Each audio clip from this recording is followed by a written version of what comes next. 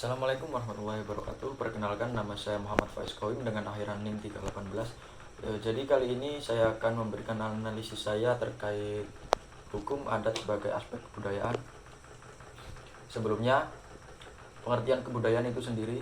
Budaya menurut Kamus Besar Bahasa Indonesia adalah pikiran, budi pekerti, hasil. Nah, sedangkan ada beberapa pendapat ahli yang menyatakan terkait pengertian kebudayaan itu sendiri.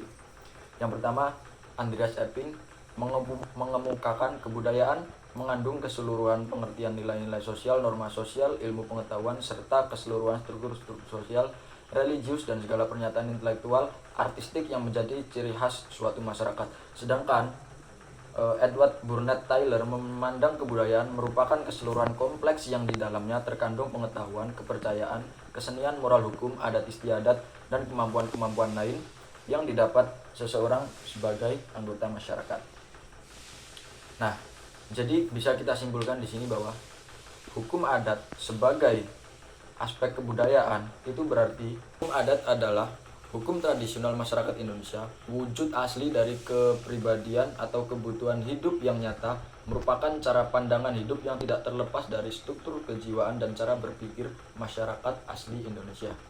Sedangkan apabila kita melakukan studi tentang hukum adat, maka kita harus berusaha memahami cara hidup dan refleksi cara berpikir dari masyarakat bangsa Indonesia itu sendiri.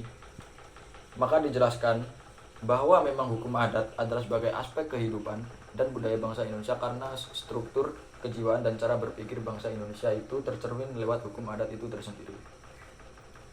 Begitu pula halnya hukum di Indonesia. Hukum adat senantiasa tumbuh dari suatu kebutuhan hidup yang keseluruhannya merupakan kebudayaan masyarakat tempat hukum adat itu berlaku. Tidak mungkin suatu hukum yang asing bagi masyarakat itu dipaksakan atau dibuat apabila hukum yang asing itu bertentangan dengan kemauan orang terbanyak dalam masyarakat yang bersangkutan. Jadi kita tidak boleh meninjau hukum adat Indonesia terlepas dari folk gaze, dari sudut alam pikiran yang khas orang Indonesia yang terjelma dalam hukum adat itu.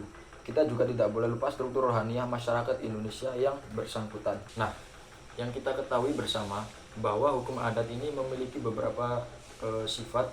Yang pertama, sifat religio magis. Konca Raningrat dalam tesisnya menuliskan bahwa alam pikiran religio magis itu mempunyai unsur-unsur sebagai berikut. A. Kepercayaan terhadap makhluk-makhluk halus seperti roh dan hantu-hantu yang menempati seluruh alam semesta dan khusus. Kedua, gejala-gejala alam, tumbuhan, binatang, tubuh manusia, dan benda-benda. Yang ketiga, kepercayaan terhadap kekuatan-kekuatan sakti yang meliputi seluruh alam semesta dan khusus terdapat dalam peristiwa yang luar biasa, binatang yang luar biasa, tumbuh-tumbuhan yang luar biasa, tubuh manusia yang luar biasa, benda-benda yang luar biasa, dan juga suara-suara yang luar biasa. Anggapan bahwa kekuatan sakti yang pasif itu dipergunakan sebagai magicraft dalam berbagai perbuatan-perbuatan ilmu gaib untuk mencapai kemauan manusia atau untuk menolak bahaya gaib. Anggapan bahwa kelebihan kekuatan sakti dalam alam menyebabkan krisis, menyebabkan timbulnya berbagai macam bahaya yang hanya dapat dihindari dengan berbagai macam pantangan. Yang kedua, hukum adat bercorak komunal atau kemasyarakatan. Artinya bahwa manusia selalu dilihat dalam wujud kelompok atau manusia itu adalah makhluk sosial. Sebagai suatu kesatuan yang utuh, individu satu dengan yang lainnya tidak dapat hidup sendiri. Manusia adalah makhluk sosial.